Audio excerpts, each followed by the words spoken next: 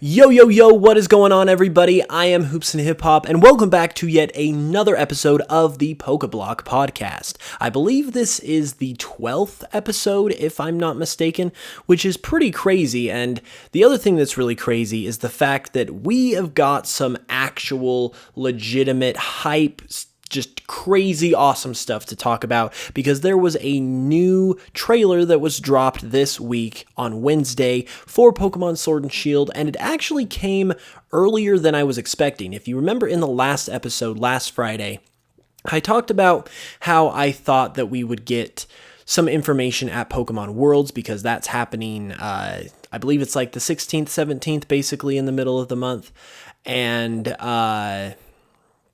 so I was convinced that that would be when we would see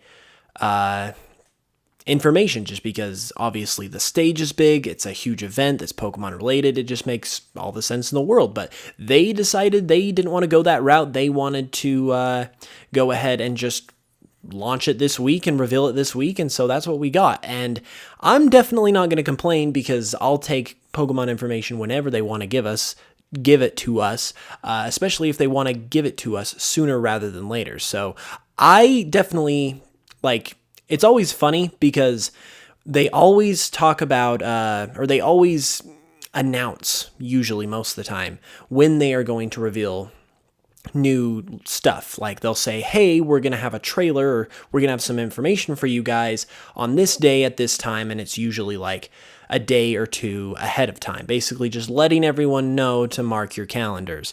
And as as a Pokemon YouTuber, it kind of puts you into like scramble mode because you have a schedule that you've set in place, you know what videos you're going to be doing for the week, and then all of that just goes out the window when news drops, because obviously you've got to now prepare to cover what's going on with the new game and the new trailer and all that stuff. So it really kind of just puts your schedule into a frenzy, and it's really kind of stressful, to be honest with you, but it's like stressful in the best way possible. But anyways, so TLDR, we got a trailer on Wednesday, and it showcased a bunch of stuff, and not only a bunch of stuff, but a bunch of stuff that is just like absolutely just incredible. It is so hype, and it's probably the best trailer that we have got for Pokemon Sword and Shield up to this point, which is saying something because we have seen some good trailers. The Direct that was in June right before E3 was really good because we got to see the wild area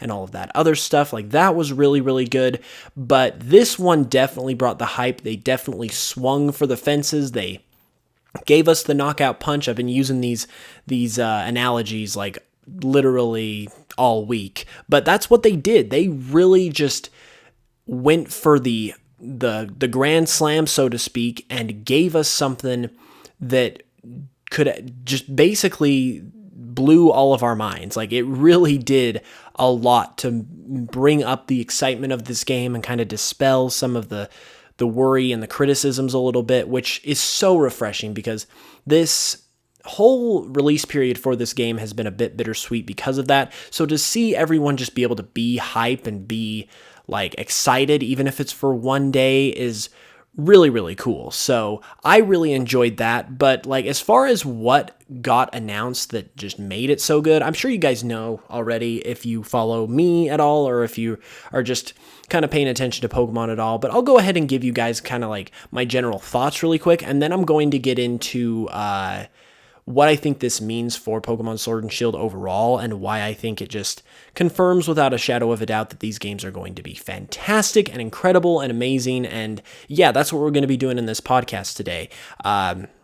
So, with that being said, they obviously, the first thing they showed off in the trailer was Galarian forms, and confirmed that we are getting regional variant Pokemon in these games, which is fantastic, and was honestly a surprise because with everything that has been going on, the fact they cut the national dex, the fact they cut Mega Evolution, the fact that Game Freak just has a track record of introducing features like this and then never using them again because they want to keep it unique to one single game or whatever, no one really expected it to happen. Even though we all wanted it, no one really thought that it would happen. And the fact that They actually went and did it. They brought back a fan favorite feature for a second go around and are going to give us more Pokemon of this style, but it's going to be with a new region, and they're just going to be expanding upon it. Is just so freaking awesome. Like, that one thing, like I said, is just a home run hit that tells me as a consumer, as a Pokemon fan, that Game Freak is really swinging for the fences with this game, because I really don't think they would be making a big move like this because if they weren't trying to make this game the best it could be, because they know what us fans think. Like, obviously, they kind of have their own priorities, I guess you could say, in terms of what they want to do with the Pokemon game, since they are the creators and they have like certain things they want to do themselves as individuals, but they definitely know what we want as fans, and so they are very aware that we loved Alola Forms, and the fact that they're bringing it back tells me that they want to give us what we want. And obviously some things are easier to accomplish that with than others, but just the fact that this is back at all just really does a lot for this game, because it just brings back a fan favorite feature, and it just opens up so many more possibilities that just has me and so many other Pokemon fans, I'm sure all of you listening, just so unbelievably hyped. And they introduced, as far as the Galarian forms go, they introduced Galarian Wheezing, which is basically like, he's literally like Doug Dimmadome crossed over with your stereotypical British old guy, like Winston Churchill type deal. And the ingenious thing about it is that he's got a top hat on that's like, it's a top hat and it's also a smokestack. So it's like a double British reference, and those type of design elements, even if it's a little goofy in this case, I just love the crap out of. So Galarian Wheezing is a welcome addition, but then probably even more of a welcome addition is Galarian Zigzagoon and Linoon. And the reason why I say that is because they are officially the very first regional variant Pokemon that are not Kanto Pokemon, which confirms that we're getting not just Kanto Pokemon for regional variants. It's going to happen for literally any other Pokemon at this point, since we now have a non-Kanto regional variant, which opens up so many more possibilities and is something that people really, really wanted to see ever since Alola Forms were first announced, since Alola Forms only featured Kanto Pokemon. So this is another thing that fans really, really wanted that they are doing in this game, and it's absolutely incredible. And then as far as Zigzagoon and Linoon look individually, they're just more mischievous, kind of like troublemaker type of Pokemon. Linoon kind of looks more like a badger this time around, which is a Pokemon that people were expecting to see in a UK region, so it just works perfectly. And then, as if all of that wasn't enough, they went ahead and gave Galarian Linoon an evolution, which does two huge things in that it confirms, or it basically brings in the concept of new evolutions for old Pokemon, which is yet another fan favorite feature that people have wanted to see and hasn't really happened since Generation 4 outside of Sylveon in Generation 6, which doesn't really count as an evolution. But yeah, just another fan favorite feature that they're bringing back, and they're bringing it back in probably the best way possible because they're doing it in tandem with Galarian forms. They are revealing essentially the concept of regional variant evolution Pokemon, which we literally have not seen up until this point. And it just adds to the potential of this whole idea of regional variants tremendously, and expands on the idea, which is something that people have wanted to see with these kinds of features, is Game Freak expanding on them and growing them by bringing them back, and that's what they're doing. So this is just an absolute out of the park grand slam home run triple whammy type of move that really makes Pokemon Sword and Shield an incredibly exciting game to want to play, for me at least as a fan, and I'm sure for so many other people, let alone all of the other great stuff that this game is offering as well. And then we also got, moving on from that, we got one more new Pokemon revealed, and it was the Pikachu clone, and its name is Morpeko. And like, it is a Pikachu clone, one we get every generation, but I said this to myself and some friends after watching the trailer, And I honestly think this is my new favorite Pikachu clone, which I feel kind of bad about saying just because I decided when Sun and Moon came out that Togedemaru was my new favorite Pikachu clone, because I love Togedemaru. I really love round Pokemon for some reason, and he just really appealed to me because of that. But Morpeko just has a really unique look to him, even as a Pikachu clone, that just appeals to me so much. And he's so cute, and then he even has the form change, and he has a unique typing in Electric Dark, which is a typing people have wanted to be introduced for a long time. And once again, Game Freak giving us things that fans have wanted for a long time.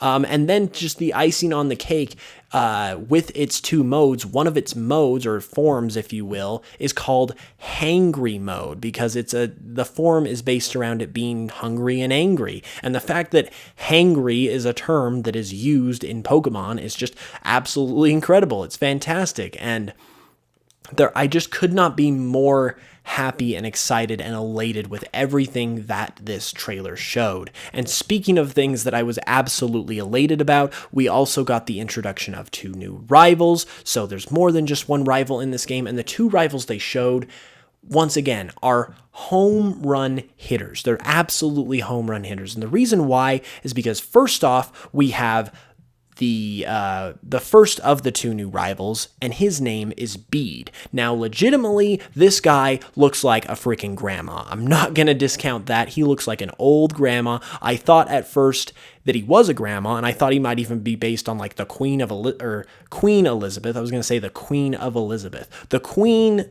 of England, Queen Elizabeth. But yeah, so his design is definitely interesting to say the least, and has me suddenly wanting an old grandma rival who's like a jerk to you. But other than that, his design is awesome because it actually looks like he is going to give us the just jerk, just absolutely scumbag rival that we have wanted since Silver in Pokemon Gold and Silver, because this guy, just looking at him, you can tell he's kind of like a mean guy. He looks like he's kind of evil, to be honest. Looks like he's got something going on, like something up his sleeve, so to speak.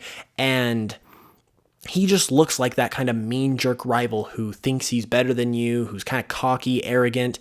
And if that comes to fruition, I could not be more happy, even if he looks like a grandma, because that is what we have been wanting so bad with the rivals. And then the other rival who was introduced, her name is Marnie, and she's already a fan favorite. She's like literally insta waifu.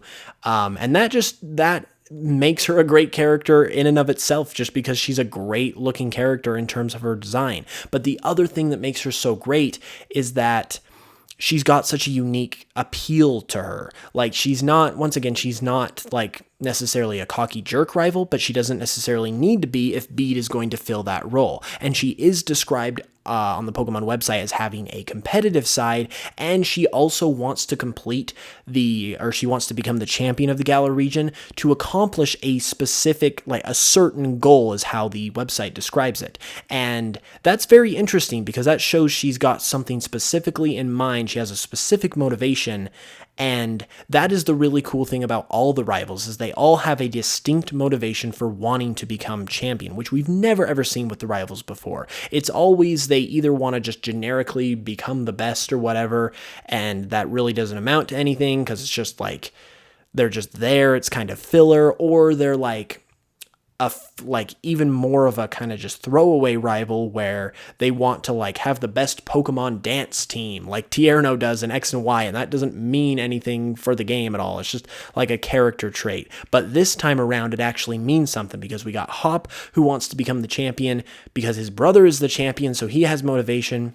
We've got Bede, who obviously has got something up his sleeve, and then we have Marnie, who clearly has some type of special reason for wanting to become the champion. So much so, in fact, that she actually has a huge group of fans in the new evil team in Team Yell. Like, literally, this is the new evil team, and their whole goal is they want Marnie to become the champion, and they will disrupt any other competitor that they can in any way they can in order for her to be able to become the champion first, which is a very interesting way to do an evil team.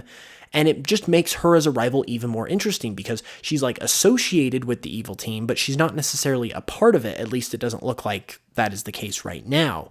And then the other thought is, why do these guys like Marnie so much? It says on the website that they like her because of her battling style or whatever, but there's obviously more to that. So I just love all of the unique directions they're taking these characters. They're building relationships between them. They are growing. They're just presenting us with unique scenarios that we've never seen before that are really, really, really interesting. And I know some people complained about Team Yell kind of being too goofy and just being kind of ridiculous, but I honestly don't have a problem with how they look because they make sense in terms of representing like a rabid fan base. There was a joke that said the evil team of this game is a toxic fan base. So it's literally all of the people complaining about the whole National Dex situation. They are the villains of this game. Like ultimate clapback by Game Freak, ultimate just like screw you, we're going to do what we want to do and we're going to make this a great game by Game Freak. Purely coincidental, obviously, but still hilarious nonetheless. And yeah, so they just fit the setting of the Galar region as being like crazy, like stadium fanboys, if you will, because obviously that's a thing with the whole football inspiration that the Gym Challenge has, and so that makes a lot of sense because that's obviously inspired by the football scene in the UK, so that makes all the sense in the world. And then the fact that they're incorporated in this unique way with Marnie, I think validates them completely. I don't think they're going to be the main antagonist by any means. I think there will be a more serious one, quote unquote, but I don't think they're bad in any way. I think they're really interesting, and I think they're going to be a really fun plot device, and I'm really looking forward to that. But now that we've essentially got through all of the points of the trailer, I want to spend the rest of the time of the podcast talking about why I think, particularly with the onset of this new trailer, that these games, Pokemon Sword and Shield, are going to be phenomenal. They are going to be so good. That's not to say that any criticisms or problems that specific people might have with the game are invalid, because obviously there are certain things that different people like about Pokemon games. But I just don't think those things, even for those people that have problems with them, I don't think it should be a game-breaking thing. And I think genuinely, really, truly, that this is like a plea to everyone out there listening who might have a problem with this game. I think that those things that you might be concerned about are not a game-breaking they're not like a deal breaker, essentially. And if you let it be a deal breaker for yourself, you are going to miss out on an absolutely treat of a Pokemon game that is going to rival the quality of any other Pokemon game we've ever seen. I really truly do believe that. I'm not trying to be an apologist to Game Freak. I'm not trying to cover their butt. I really truly believe with every fiber of my being, not only as just a Pokemon fan, but as a consumer of video game products, I believe this is going to be a special treat of a game. And the reason why I say that is because personally, I don't have a problem with the National Dex thing. I really don't, because there are so many Pokemon at this point. There are going to be so many to catch. Transferring Pokemon has never been my thing, so it's not a thing that personally affects me. And I always want to use the new Pokemon anyway, and I have no doubt there's going to still be a really good batch of Pokemon in terms of the number they have. And then as far as the graphics and the animations and all that hubbub, like, I'm not playing Pokemon for the realism. I'm not playing Pokemon because all of the trees look amazing. If a tree doesn't look the greatest, who cares? It's a freaking tree. This game has already proven that it's not only HD quality, but it is a good looking game. It is a really pretty, just like really nice, beautiful looking game. So if one tree is off, like, who actually cares, to be honest with you? I certainly don't, because I can see with my own eyes that this is still a really good looking game, and I am really looking forward to it because of that. And I just feel like, just in general, if you were to take any old Pokemon fan and just like wipe their knowledge of this game, like go back before the game was even revealed, before it was even announced, and just tell someone, or ask them rather, say, if I were to tell you that there was a Pokemon game out there that was on a home console, was HD quality, was including regional variant Pokemon, evolutions of old Pokemon, had a jerk rival, had orchestrated music. That's another huge thing that I am excited about. Had orchestrated music, had an open world area of the game, complete with a fully movable 3D camera. Would you take that game? With all of those features I just mentioned, if I told you there was a Pokemon game with all those features, would you take it? I guarantee you 100% of the people would take that game. And I just think that's the kind of the whole point. I feel like, not trying to invalidate anyone's opinions, but I just feel like these issues are being blown out of proportion and we're allowing them to kind of overshadow everything that's good about this game. And I just don't think, with what I'm seeing from the game personally, I think it looks incredible, and I don't think it deserves to be overshadowed. And I honestly feel like, as a Pokemon fan, I want to do what I can to try and alleviate some of that shadow that's being cast over this game, because while criticism is fine and good, and there's nothing wrong with it, and there's nothing wrong with people maybe not feeling certain things about the game, this game is going to be great regardless. I really, truly believe that this is going to be a factually phenomenal game, all opinions aside, and I just want people to give all of those positive things a chance. If you're a person who might be upset about the lack of Pokemon in the game because there's no national dex, or if you're a person who's upset that there might be no Mega Evolution, don't let that kind of steer you off of the course that is experiencing new regional variant Pokemon, experiencing the beauty of the Galar region and the just absolute breathtaking open airness, if you will, of the wild area. Don't let it rob you of all of those experiences. I think there is such a huge difference when it comes to watching a trailer of a game versus experiencing it for yourself, that you just have to give yourself a chance to play it before you actually make any final judgments. Because I guarantee you, once you have that game right in front of you on your 50-inch flat screen with the controller in your hands, and you're in that space, the game is going to feel so much different to you than it does watching the trailers, because there just isn't any other way to replicate actually playing a game than actually playing the game. You can't get the full experience until you actually play it, and I really truly believe that once people actually play the game for themselves, they actually give it a shot, that they're going to forget about all of the things that they were upset about, or at the very least, it's not going to matter as much to them because they're going to be too busy enjoying the crap out of everything that the game is offering right there, right in front of their face.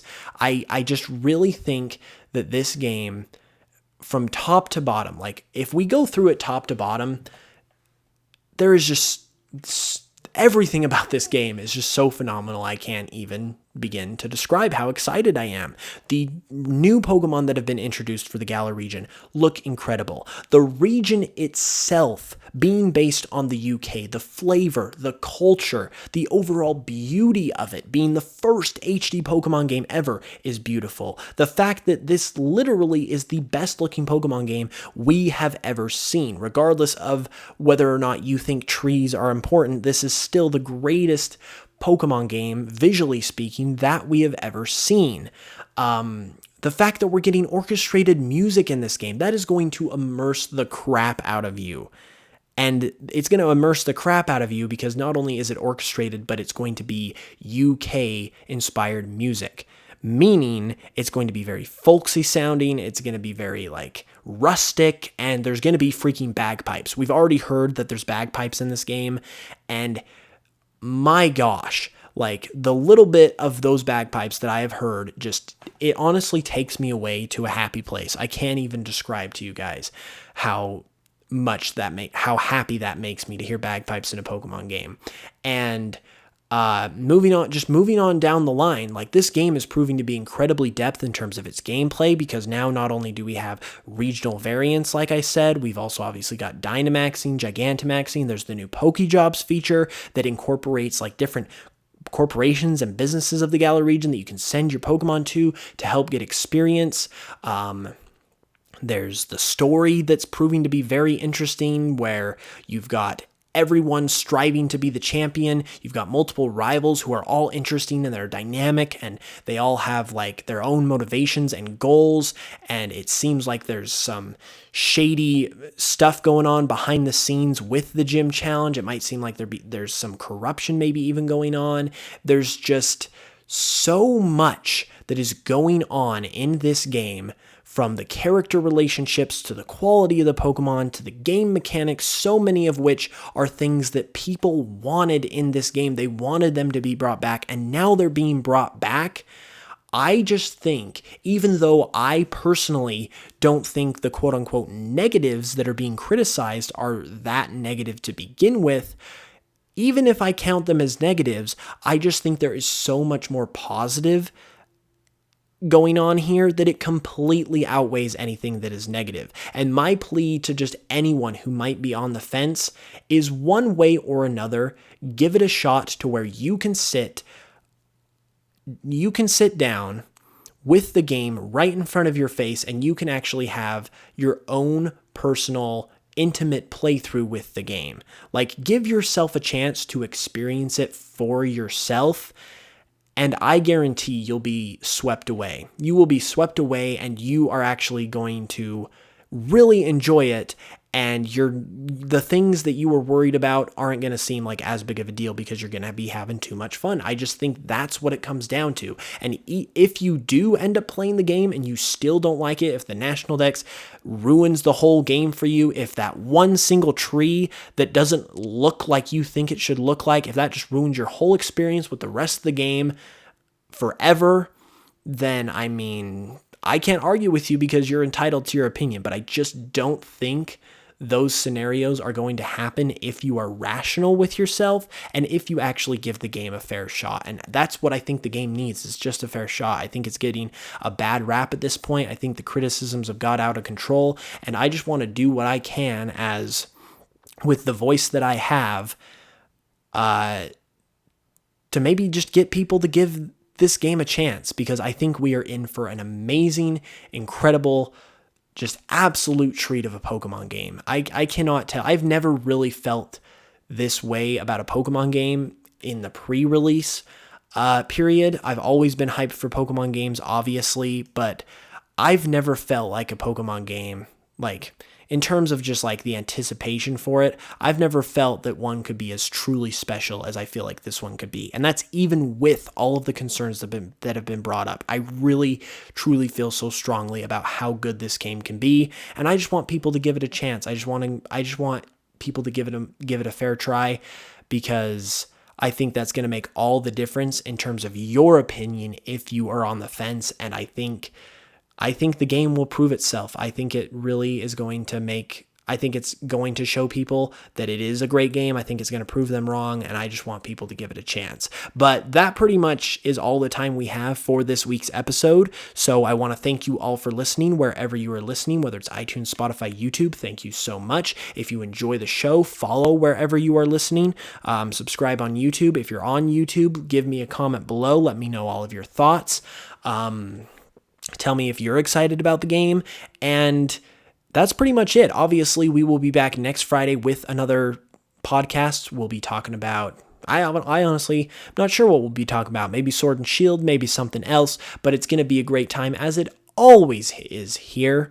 And if you want more Pokemon content in general, you can definitely follow me personally as well, Hoops and Hip Hop, because I post Pokemon content on my own YouTube channel, and I do it all the time. So that would be very much appreciated as well if you have not yet done that. And once again, of course, subscribe right here on UCast Studios as well, because we've got this show every week, and we've got a bunch of other great content I'm sure you'll enjoy as well. But with all that being said, I'll see you guys next Friday. I hope you have a great, awesome, wonderful weekend. And that's pretty much it. So I'll see you in the next one. Peace.